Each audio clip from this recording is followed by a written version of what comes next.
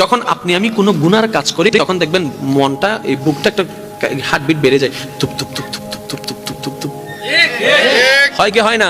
যখন আপনি কোনো অন্যায় কাজ করবেন গোপনে, নিজের একটু হার্টটা দেখবেন এটার স্পিড একটু বেড়ে যায়। তার মানে আপনার হার্টই আপনাকে জানাচ্ছে বান্দা করিস না, আল্লাহ নারাজ হবে, করিস না, আল্লাহ নারাজ হবে, করিস না। আমরা এটা বুঝতে পারি নাই, আমরা মনে করেছি এমনি হার্টবিট বেড়ে যায়, এমনি হার্টবিট বাড়ে নাই। ওই হার্টের মাধ্যমে আল্লাহ আপনাকে মেসেজ দিয়েছিল, আপনি আমি সেই মেসেজটা বুঝতে পারি নাই। কিন্তু তারপরে যখন গুনাহটা করি মনে মনে একটা জিনিস আমরা চাই, কেউ যেন না দেখে, কেউ যেন না জানে, কেউ যেন না দেখে, কেউ যেন না জানে। আপনি করছেন আল্লাহর অবাধ্যর কাজ, আল্লাহকে নারাজি করার কাজ, আল্লাহ জমিনে দাঁড়িয়ে। কিন্তু আবার যখন আপনি বলছেন কেউ যেন না দেখে, তখন আল্লাহ পাক আপনার ইজ্জত বাঁচানোর জন্য চতুর্দিকে পর্দা করে দেয়, দেখার মানুষ আর দেখতে পায় না। বলেন ফেরেশতা বলে আল্লাহ তোমার হুকুম অমান্য করছে, তোমার জমিনে দাঁড়িয়ে তুমি তাকে প্রোটেক্ট দিচ্ছ। রব্বে করিম বলে বান্দা তো আমার, বান্দা তো আমার, ভালো করুক আর মন্দ করুক বান্দাটা তো আমার। বান্দা যখন কোনো গুনার কাজ করে আল্লাহ পাক রব্বুল আলামিন তখন তাকিয়ে থাকে, বান্দা আয় ফেরত আয়, রিটার্ন কর, রিটার্ন কর, এখনো সময় আছে, রিটার্ন কর। বান্দা যখন করে ফেলে তখন আল্লাহ পাক বলে যে এবার রিটার্ন করে তওবা কর, এবার রিটার্ন করে তওবা কর। করে ফেলেছো তো করে ফেলেছো গুনাহ, কিন্তু তুমি যদি মন থেকে একবার তওবা করে বলো যে মাওলা ভুল করেছি, মাফ করে দাও, আমি আল্লাহ ইয়াগফিরুজ যুনুবা জামিয়া। সুবহানাল্লাহ। আমরা আসলে রব চিনতে পারি নাই। ওই রব, ওই মায়ার রব, ওই মমতার রব, ওই ভালোবাসার রবকে চেনানোর জন্যই নবী রাহমাতুল লিল আলামিন দুনিয়াতে তাশরীফ এনেছিলেন। সুবহানাল্লাহ।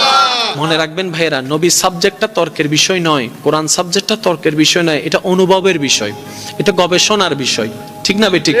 এবার আমি শুধু আপনাদেরকে একদম শর্টকাট একটা নলেজ দেওয়ার চেষ্টা করব, যদি আমার মুনিব আমাকে দয়া করেন। মানব জাতি, মুসলিম জাতির জন্য গাইডলাইন হচ্ছে কোরআন। গাইডলাইন, জোরে বলতে হবে, গাইডলাইন।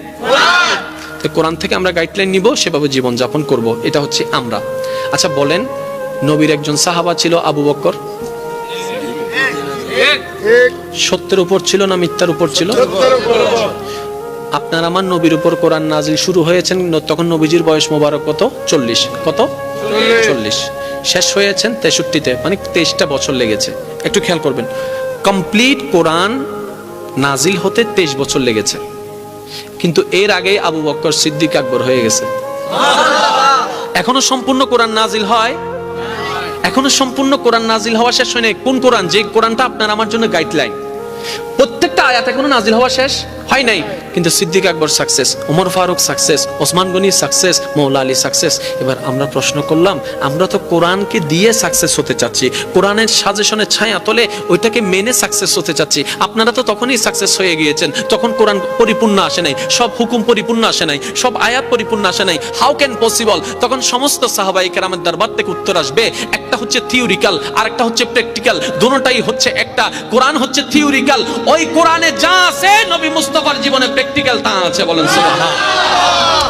আমরা কোরআনটাকে যখন ফলো করতে পারি না, কারণ আমাদের হায়াতে তখন পরিপূর্ণতা আসে নাই, তখন আমরা কি করেছি? প্র্যাকটিক্যাল কোরআনকে ফলো করেছি। নবী মুস্তাফার উঠাকে, নবী মুস্তাফার বসাকে, নবী মুস্তাফার হাসাকে, নবী মুস্তাফার ব্যবসাকে, নবী মুস্তাফার আত্মীয়তা সম্পর্ককে, নবী মুস্তাফার চলাকে, নবী মুস্তাফার সমস্ত কিছুকে আমরা ফলো করতে শুরু করলাম। এদিকে আল্লাহর প্রিয় হয়ে যেতে লাগলাম। কোরআন আওয়াজ দিয়ে উঠলেও, ইন কুনতুম তুহিব্বুনাল্লাহ ফাত্তাবিউনি ইউহিব্বুকুমুল্লাহ। আরেকটু জোরে বলেন না সুবহানাল্লাহ। আল্লাহ আমাদের সবাইকে বুঝার তৌফিক দান করুক। আল্লাহ আমাদের সবার প্রতি মেহেরবান, যদি আমাদের ঈমানটা ঠিক থাকে।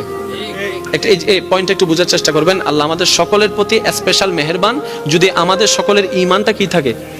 সবাই মিলে বলেন, ঈমানটা কি থাকে? এখন চলেন ঈমানটাকে একটু বোঝার চেষ্টা করি। আল্লাহ ঈমানের অংশ, একটা হচ্ছে ঈমান আর একটা হচ্ছে আমল। কয়টা ভাই? আচ্ছা আমি বলবো, সেটা আপনারা বলবেন, ঈমান নাকি আমল আপনারা বলবেন। আল্লাহ আল্লাহ আল্লাহ আল্লাহ, আল্লাহু আকবার। জোরে বলেন না, আর একটু জোরে। এই যে আপনি বললেন আল্লাহ আল্লাহ আল্লাহ, এটা আমল, ঠিক আছে? আরো সহজ করে দিই, স্রষ্টার নাম কি? আল্লাহ। আচ্ছা, এই যে আল্লাহ বললেন, এটা আমল। যেই ভিত্তিতে আল্লাহ বলেছেন, এটার নাম ঈমান। একদম শর্টকাট, একদম মনে রাখার জন্য। আবার বলছি, আবার উত্তর দেন। স্রষ্টাকে আল্লাহ, যে নিয়তে বলেছেন এটা বিশ্বাস, এটা ঈমান। আর যেটা বলেছেন আল্লাহ, এটা আমল। এবার বলেন, রিজিকের মালিক কে? আল্লাহ।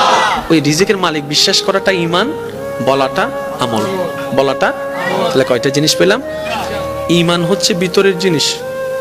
সুবহানাল্লাহ বলেন। আমি যখন জিজ্ঞেস করছি স্রষ্টাকে, শোনার সাথে সাথে জবান আপনার আগে বলেছে না মন আগে বলেছে? বলেন না, আরো জোরে বলেন না। আপনাকে আমি প্রশ্নটা করার পরে এই শুনলেন, শোনার পরে কি জবান আগে বলেছে না মন আগে বলেছে? মন না বললে তো আপনার মুখও আসছে।